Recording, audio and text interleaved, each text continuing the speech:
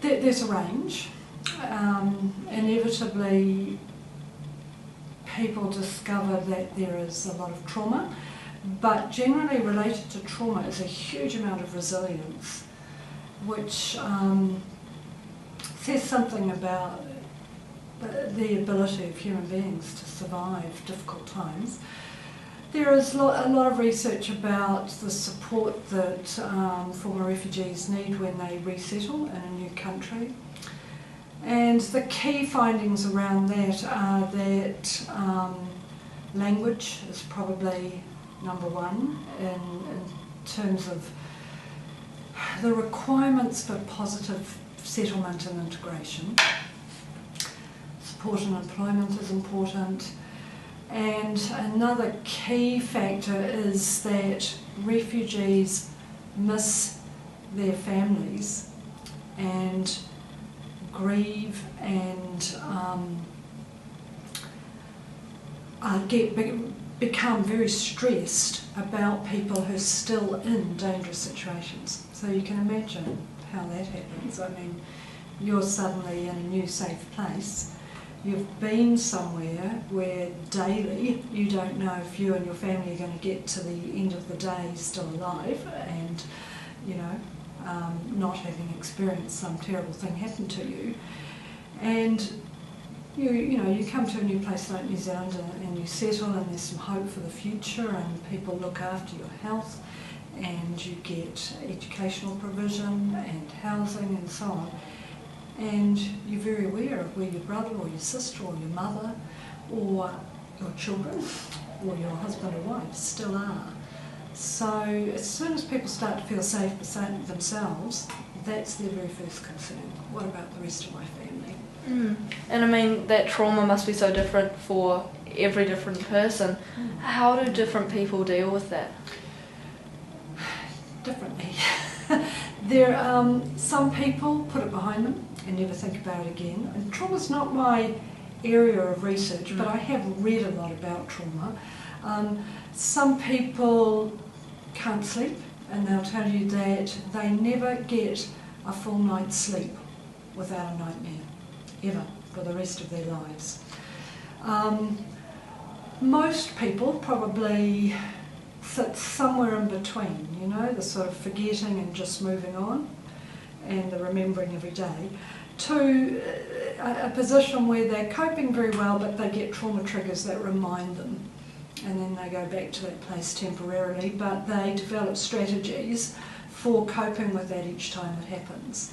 And the strategies that they develop often depend a little bit on good people that they meet.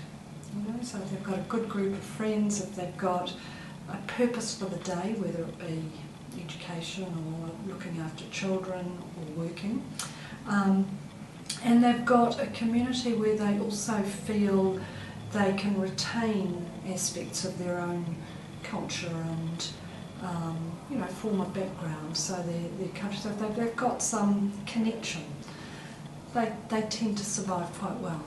But some people need counselling, and some people need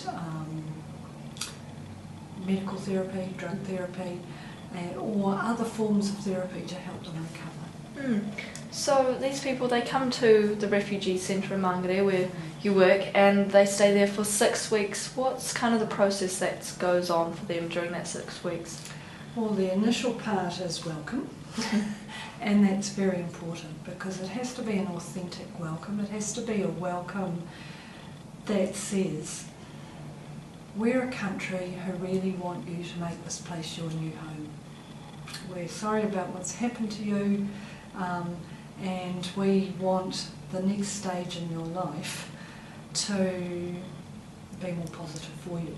And we really want you to be fellow citizens, neighbours, friends. So you have to think of ways of incorporating those notions into your welcome. The next stage is to have a look at the things that people are thinking about and wanting before they move into a new home. So a lot of that is to do with information. A part of it is to do with making sure that their physical needs are met, so health screening, being fed well, good nutrition, you know, a comfortable bed, those sorts of things. And then as far as the mental things are concerned, there is a mental health screening program as well at Mangere, and then the education program, which is probably 2/3 about teaching English. And that's, as I said before, it's sort of the key thing that refugees want. They just want to be able to communicate as quickly as possible. Some people already have quite well developed English skills, and we just take them a step further from there. And then the other thing that people want is some information about New Zealand, and they're so very, very keen to find out about our laws, our customs, our cultural practices, our ways of living, what's expected within an educational environment, what's expected when you go for an interview, how do you make friends in New Zealand, all those sorts of things. So it's quite a busy time at Manu, because we're trying to do as much as we can in 6 weeks, you know, to get people ready for that next stage. And there's an endless amount of things we could be doing, including teaching English for about 5 years, but we've just got 5 or 6 weeks, so we have to do the most urgent things. And for the children, we have a school program, we've got an early childhood centre. The children need to just settle and be normal. You know, they need to be able to play, laugh, learn new things, make friends, learn about the conventions of a classroom. You know, what do you do when you come in, how do you ask questions, how do you let somebody know you don't understand, how do you ask to leave the room, and so on. What do you do with your books, how do you operate a pair of scissors or a stapler or a computer. So it's all those little things. And what you see is like, you know, what some visitors today commented to me on is the bell goes at the end of lunchtime and the kids running to class. They're so keen to learn to have normal life again. I mean, learning's exciting anyway, but we take it for granted. They don't. And that's probably a key thing with all refugees. They take nothing for granted. They value and appreciate everything. So it's a very, very wonderful place to work for that reason, because we get given a huge amount of gratitude, which I hope we deserve. We do our best to deserve it, but you know, people they're very gracious and very they feel very beholden to New Zealand for having welcomed them in and invited them to come here and offered them refuge. And they keep telling us that, and they keep telling the government that, and they keep promising to do their best to give back to New Zealand. And I mean, that's another interesting thing about the studies that have been written, which is that the second generation of refugees, so either the ones who come here as children or the ones who are born in the new country, that group, so they've had full opportunity of education in this country, they do better than any other people in the country, any other groups. So they do better than, say, Kiwis, new migrants and so on. Better as in what's a better jobs or just more motivation? Better in terms of employment outcomes and education outcomes. Oh, that's really and why is interesting. that? And that's, I mean, migrants do better than indigents, people who live in the country. And we know that, and that's because they sort of want their parents' journey to have been worthwhile. And you can imagine what a refugee child feels. It's you double that almost. I don't know if it continues for further generations, I'm sure it doesn't, but that's something that refugees will tell you on arrival.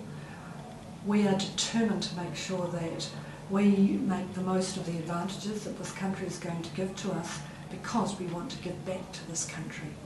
And if you have a look at the career pathways that a lot of the kids take, many of them are to do with helping roles. So nursing, roles in the medical field, teaching, social work, all those sorts of things. Now, just going back to the refugee centre, how many people are exactly there at kind of one time? At the moment, about 165. So that's the average size of an intake. Yeah, and they're from everywhere all over the world. Yeah. Yeah, we've got 8 interpreters at the moment, so we've got 8 language groups. 2 of those language groups are from Myanmar, Burma, so sometimes we have 3 or 4 different Burmese languages, but yeah, we often have about 10 ethnicities. And so the education is a small part of the centre? Or education is one little bit and the whole centre is, yeah. There are 4 agencies at the centre, so there's immigration, and they manage the site. There is a medical group, a counselling group, and Red Cross are not on site, but they pick refugees up as soon as they leave the site, so they're gathering information from the different agencies, and of course AUT is one of those agencies. So are we a small part of it? If you look at the buildings, we're quite a big part, because there is essentially a school there. There's an early childhood centre, primary, secondary classrooms, and then adult classrooms. So every single refugee is engaged in some sort of education when they're not at interviews. And so you talk about the refugees when they come in, they undergo mental health screening and immigration to see if they're all kind of legit. What happens if they're not? Okay, I'll just backtrack you Yeah. there. They don't have immigration screening. Okay. All that is done before they arrive in New Zealand. Yeah. And New Zealand is one of the strictest, hardest countries to get into as a refugee. We have about 5 different ways of testing people before they depart to come to New Zealand. So New Zealand screens them, goes through a whole lot of procedures to make sure that they are who they say they are, and that their history is what they have documented. And then we go through UNHCR, United Nations, we go through the countries, because they're always in a third country, so we go through there, we look at any sort of testing or documentation that they've done, and then we go through the SPIES organisation, Five Eyes I think it's called, and so that they are, their information about each individual is checked a whole lot of times before approval's given. And then the final one also is an interview. New Zealand can make a subjective decision. Do we want these people to come here? And then if they're not the right sort of person, then they're not on, then they get knocked off the list somewhere along the way. Okay. So if there's any question about identity or security, in those very early stages, they're bumped off the list. So New Zealand doesn't even get to see them. So once they get to the refugee centre, that's them, they're good to go? Yes. Yeah. So essentially, before they get accepted onto a program for New Zealand, they are offered the opportunity to come to New Zealand as permanent residents. And that's rescinded if they break the law within a certain period of time while they're here. But I don't know if they even do, but I'm sure 1 or 2 have. That then they can be sent back. But generally they will come to New Zealand as new residents with all the rights of residency, and after 5 years they can apply for citizenship. And so why do you personally enjoy working with refugees, and what made you decide to start your work with refugees? Well, I suppose I've always had a very strong interest in social justice. I've also had a strong interest in education and learning. I've had strong interest in other cultures, but I think the idea of people coming from difficult situations that had nothing to do with any fault on their part, and then being able to do something to make up for that appealed to me. And so when a job came up, I applied. And I haven't been at the Refugee Centre during the whole time that I've worked in refugee education. I worked in AUT in the city as well for about 10 years as an ESOL teacher. So I've worked in different capacities, but somehow I've always ended up with refugees, and I really, really love it. And so do most of my colleagues. Because we work with really wonderful people.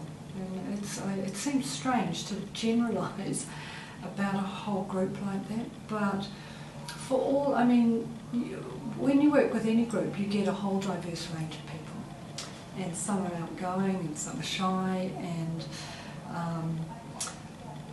some are really fast learners, and some are slower learners, and some are really friendly, and some are less friendly, and some you naturally like more than others. But for a group, of that type, what you mostly get with refugees are really lovely people who understand the value of concepts like kindness and humanity and caring for others. A lot of refugees have picked up others along the way and looked after them. And I suppose they have a very deep feeling of connection to some of those deeper values, around appreciating just being alive. But, appreciating things that we take for granted. And so when you work with people who have that thread in common, it's very rewarding work.